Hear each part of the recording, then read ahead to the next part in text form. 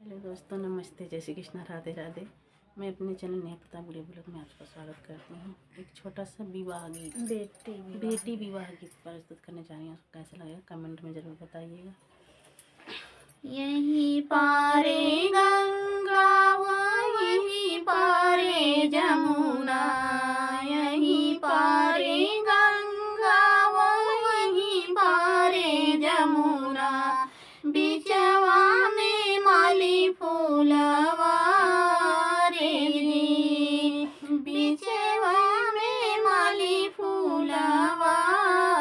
रे जी, देती ना मोरी अम्मा पानी डेलरिया,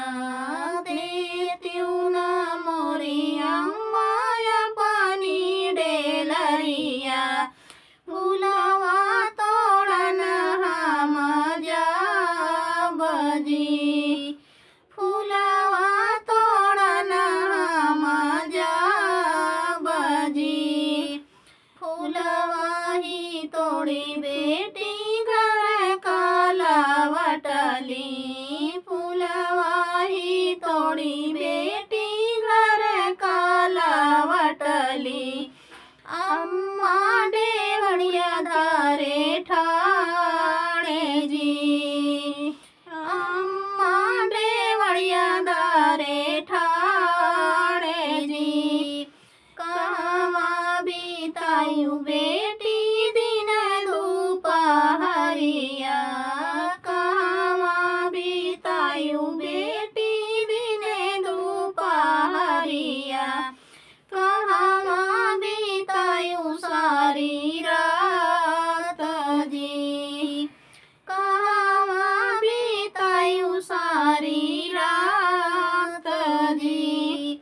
फूलवा तोड़न भाई दिने दोपहरिया,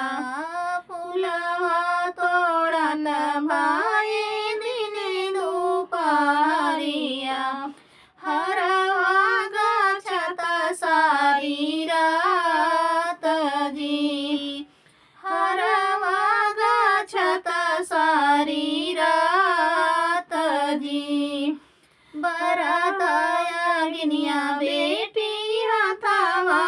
उठावाऊं, बरतया गिनिया बेटी हथवा उठाई, तबई मानी बतिया तोहार जी, तबई मानी बतिया तोहार जी,